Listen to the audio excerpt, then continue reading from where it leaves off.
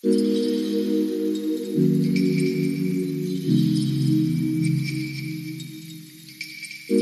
Everyone, welcome back to my channel Rimita's lifestyle.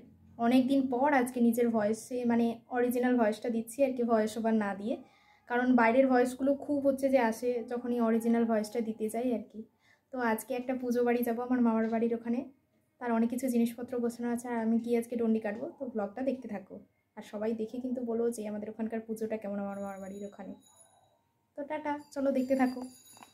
এতক্ষণ যে কথাগুলো বললাম ওইটা দুদিন আগের ভিডিও, শরীরটা একটু খারাপ থাকার জন্য ভিডিওটা আর পোস্ট করা হয়নি। এই দেখো, প্রথমে আমি ফলগুলো সাজিয়ে নিচ্ছিলাম কারণ ওখানে পুজো দেবো গিয়ে আর কি। আর এই কলাটা হচ্ছে যে আমাদের গাছে আর কি, বাগানের গাছে পড়েছে সবেমাত্র, আর সেটাই আমার বাবা পেরে এনে দিয়েছে। এই দেখো, এরপর আমি একটু আলতাও পরে নিয়েছিলাম। তারপরে এই দেখো 3টে ব্যাগ হয়েছে মোটে আর কি, কয়েকটা 3টে, এটা আমার নিজের ব্যাগ আর ওই দুটো ব্যাগে হচ্ছে যে জিনিসপত্র আছে। তারপরে আমি শাড়ি পরতে ওপরে চলে গেছিলাম। মা বলল যেহেতু যাবি একবারে শাড়িটাই পরে নে, তারপরে সেখানে গিয়ে ডন্ডি কাটা হয়ে গেলে তারপর হচ্ছে যে জামা পরে নিবি। শাড়ি পরতে গিয়ে তো আমি একদম নাজেহাল অবস্থা, এত মার ছিল শাড়িটায়, পরতে আমি পাচ্ছিলাম না, এত অসুবিধা হচ্ছিল। অনেক কষ্ট করে আমি শাড়িটা পরলাম। তারপরে নিচে আসার পর মা বললো তুই এরকম করে পরেছিস কেন, বলে মা নিজেই আবার ঠিক করে পরিয়ে দিল। আর এরপর আমি গায়ে একটু গামছা দিয়ে নিয়েছিলাম কারণ ওরকমভাবেই যাবো, ডন্ডিটা কাটার সময় গায়ে গামছা দেওয়া থাকবে। তো এই ভিডিওগুলো চলতে চলতে তোমাদেরকে একটা কথা বলে রাখি, শেষের দিকে আমার কাছে আর কোনো ক্লিপ নেই, কারণ মানে পুজোটা শেষ হওয়ার পর আমি একটু খাওয়া দাওয়া করে ঘুমাতে যাব, তার আগেই হচ্ছে যে আমাকে একটা বিছেতে কামড়ে দিয়েছিল, সে একটা বাজে অবস্থা সৃষ্টি হয়ে গেছিলো, তার জন্য শরীরটা খুব খারাপ করে গেছে। আর আমি আর কোনো ভিডিও ক্লিপ নিতেই পারিনি, সে যে বিশ্রী অবস্থা সে আর বলার মতো নয়। এ দেখো, এখানে আমার বোনও রেডি হয়ে গেছিলো, মাও রেডি হয়ে গেছিলো, আর গপুকে আমরা নিয়ে যাইনি, গপুকে বাড়িতেই ঘুম পাড়িয়ে দিয়ে গিয়েছিলাম। মিছিমিছি তাকে অত কষ্ট করে নিয়ে গিয়ে আর কি হবে। এ দেখো, বাবা আমাদেরকে দিয়ে এসেছিলো, আমাকে আর বোনুকে, আর মা তার নিজে আসছিলো আর কি। ফাইনালি আমরা চলে এসেছি আমার মামার বাড়িতে। আর এই যে আম গাছটা দেখতে পাচ্ছ না, এটা সেই আমি ছোট ছিলাম যখন তখন লাগিয়েছিলাম, আর এটা এখন কত বড় হয়ে গিয়ে কত আম ধরছে। এটা আমার মামার বাড়ি, আর এই যে পাশেই পুজোটা হচ্ছে, এটা বহু বছর পুরনো পুজো। আর এই যে আমি আমার দিদাকে ডাকতে ডাকতে ঘরের মধ্যে ঢুকে যাচ্ছি। তারপরে এই যে আমরা একটুক্ষণ মা চলে এসছে আর কি, মাকে দেখতে গেছে। আর এই যে পুজোর মন্দিরটা খুব সুন্দর করে সাজিয়েছে, আর ডন্ডি কাটার জন্য ডাকতে চলে এসেছিলো, সেই জন্য আমি বেরিয়ে যাচ্ছিলাম। প্রথমে ঠাকুরের কাছে প্রণাম করে তারপরে ডন্ডিটা কাটতে যাব। আর এটা আমাদের বহু বছরকার পুরনো মন্দির, আমি মনে হয় ডন্ডিটা কেটেছিলাম ক্লাস 3-4 পড়ি তখন আর কি। তারপরে আবার এত বছর পর মনে হলো যেহেতু অসম্পূর্ণ আছে জিনিসটা, সেটা পূর্ণ করে দেওয়া দরকার। এখানে আমার থেকে অনেক বড় ছোট সবাই ডন্ডি কাটছিল, আমিও। আর এটা হচ্ছে যে আমাদের দিদাদের ঘাট, যেখানে প্রত্যেক বছর এই পুকুরেই স্নান করে সবাই হচ্ছে যে ডন্ডি কাটে। এরপর কথা বলতে বলতে ডন্ডি কাটা শুরুও হয়ে গেছে। আমার বোনও তো কী জ্বালাচ্ছিল আমার মাকে। এ দেখো, আমি স্নান করতে নেমে পড়েছি, বহু দিন পর মানে আমি পুকুরে আবার ডুবলাম আর কি, বেশ ভালো লাগছিল। তারপরে ডন্ডিটা শুরু হয়ে গেছিলো। আর সব থেকে কষ্ট, আমি জানি না কেন আমার সাথে এরকম হলো, সে বিছেটা যা কামড়ে অবস্থা খারাপ করে দিয়েছে সে আর বলতে পারবো না। তো এ দেখো, ডন্ডি কাটতে কাটতে সবাই চলে যাচ্ছিলো, আর আমারও এখানে শুরু হয়ে গেছে ডন্ডি কাটা। বোনও আমাকে ডাকছিল, আর দিদা বলছিল সাবধানে করিস।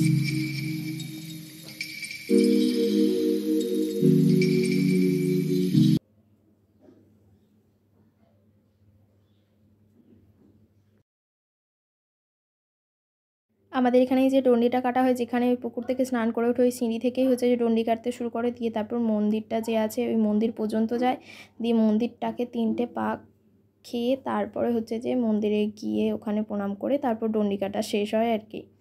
এবার এটা নিয়ে আমার 2বার ডন্ডি কাটা হয় না, 3বার হলো। ছোটোবেলায় একবার কেটেছিলাম, আর তারকেশ্বরে আমার বোনের একটা মানত ছিল সেইখানে কেটেছিলাম, আবার এইখানে আমি কাটছি। আমার যেন মনে হয় ডন্ডি কাটলে একটা মনের ভেতর থেকে আলাদাই শান্তি আসে। কার কীরকম মনে হয় আমার ঠিক জানি না, কার কার ডন্ডি কাটতে ভালো লাগে আমাকে একটু জানিও। আর এই পুজো উপলক্ষে আমি তো হাতে সুন্দর করে মেহেন্দি আরে করেছিলাম, ভেবেছিলাম খুব আনন্দ করব। আমার আনন্দটা তো ওই শেষে মাটিই হয়ে গেছে, ওই জন্য বলে না বেশি আনন্দ করার কথা ভাবতে নেই। আর এই গোটা রাস্তাটাই হচ্ছে যে জল ছড়িয়ে দিয়েছে, যেহেতু গরম তো, আর সবাই ডন্ডি কেটে কেটে যাব, সেই জন্য ঠান্ডা হওয়ার জন্য আগে থেকেই কমিটির লোকেরা মানে জল ছড়িয়ে রেখেছে। আর এখানে কমিটির লোক বলতে প্রত্যেকটাই আমার সম্পর্কে মামা হয়, যেহেতু মামার বাড়ি। আর এখানে প্রচুর লোক হয়, প্রচুর। আমরা এই বছর কেটেছিলাম প্রায় 30 জনের মতো ডন্ডি, ওই 25-30 জন আর কি।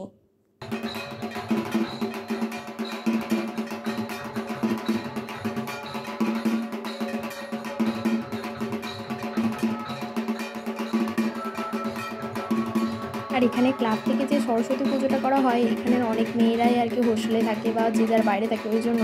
আর যেহেতু এই বড় পুজোর সময় সবাই আসে, তাই জন্য সরস্বতী ঠাকুরটা রেখে দেওয়া হয়। এই পুজোর সাথে একসঙ্গে পুজো করে তারপর হচ্ছে যে জলে বিসর্জন দেওয়া হয়।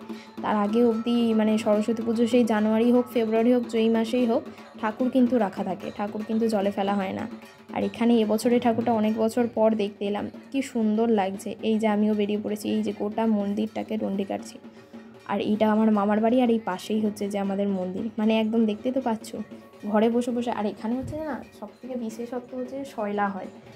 আর শয়লা আমি আগে ছোটোবেলায় মানে রাত পার করে দিতাম শয়লা দেখতে দেখতে। আবার অনেক বছর পর এইবারে একটু শয়লা দেখছিলাম আর কি।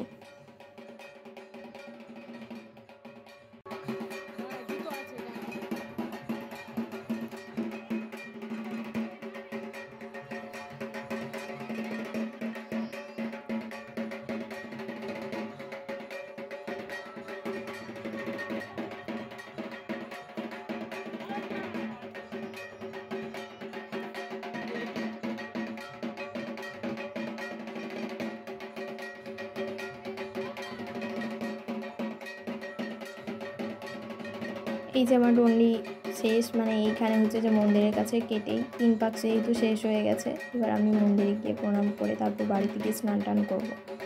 ওইখানে আরেকজনেরও কাটা হয়ে গেছে, আর এখানে আমি দাঁড়িয়ে আছি। ওনার হয়ে যেতেই দেখো আমিও প্রণাম করতে চলে গিয়েছি।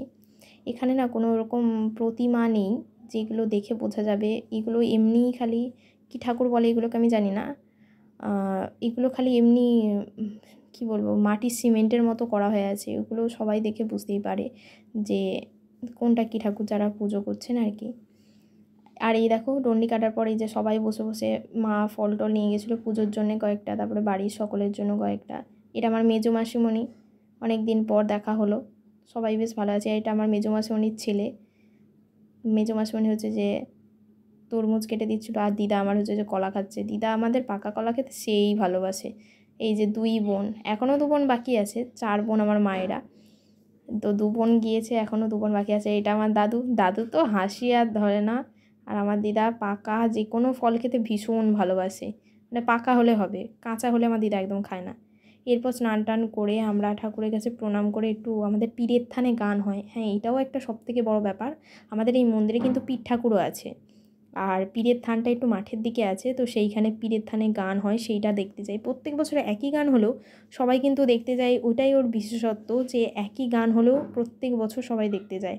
এই যে এরা 3 জন যাচ্ছে, আমি যাচ্ছি, আর ভাই একটু পরে আসবে।